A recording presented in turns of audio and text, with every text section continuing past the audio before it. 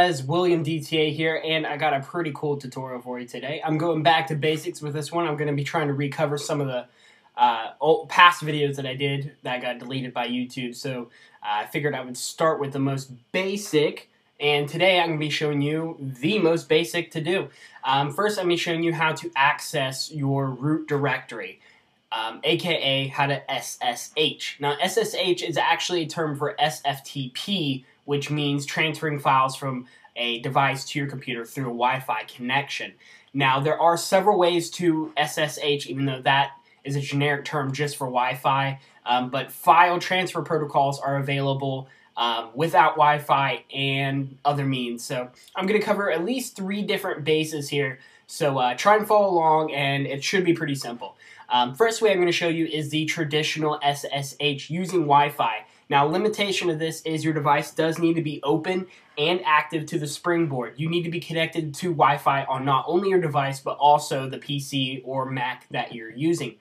Now, I am using a Mac here, but the setup is exactly the same as it would be on a PC. I'm using a program called CyberDuck. You would use a program on a PC called winscp. I'll link down there in the bottom bar. So let's go ahead and get started. I'm going to come over here to my dock and clip CyberDuck. And here's what the interface looks like. And as you can see, I already have a bookmark for my iPhone. Now let me just right click on this and show you what this has here. Now, you can give it a nickname if you want. I just put iPhone.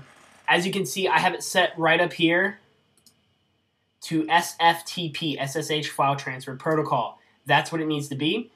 Your server is actually going to be the IP address of your particular device on your network. Now, the best way I found to get your IP address is to have a program called SB Settings that you can just swipe the status bar, it'll drop down and actually give you your Wi-Fi IP address there, and it gives you a lot of other useful information, your available memory, and stuff like that. Now, please remember that you can't just have this on your PC, you also have to have a package installed on your device called openssh. It's free, install it, make sure you respring your device after you install it. And then on SB Settings, you'll see a little packet there that says SSH, and you can turn that on and off. Make sure you do have it turned on. Again, this will not work without openssh installed on your device. So we got our Wi-Fi address here. And let me clarify that even if you don't have SB Settings, there is a way to get your IP address. Go to Settings, then Wi-Fi, find the network you're on, and click the little blue arrow, and it will give your information you need there. Now, your username is always going to be the same. It's going to be root. Your password by default is Alpine, but that could change to something else if you had it changed maybe back when we had Rock, which would ask you if you wanted to change your password. Mine is still set to the default, and you can choose your file path here. Mine's set to private var. That's usually where I like to start off when I'm doing my SSH. So that's pretty much it, guys. All my information's in there. It's correct. Make sure it's on port 22. I can go ahead and exit out of that, and now double click. And I am now into my root interface here. As you can see, here's all my files. The most popular one I go to is usually Stash, because that's a very quick little shortcut to get to my themes folder.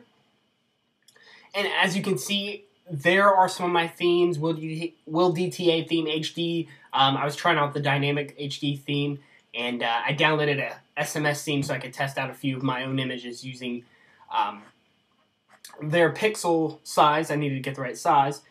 So that's pretty much it on that, guys. That is how to file transfer or get into your root using the traditional Wi-Fi method. Again, it is kind of limited, but a good pro for this is that you don't have to have your device connected to your computer. So you can have it in another room as long as it's on Wi-Fi and use this. And again, you can drag and drop using this program, and you can add things in as well.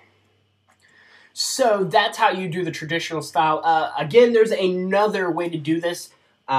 Luckily, for people that do not have Wi-Fi, this is another method, but it does require a USB connection. So I'm going to go ahead and plug in my device there, and I'm sure iTunes is going to pop up.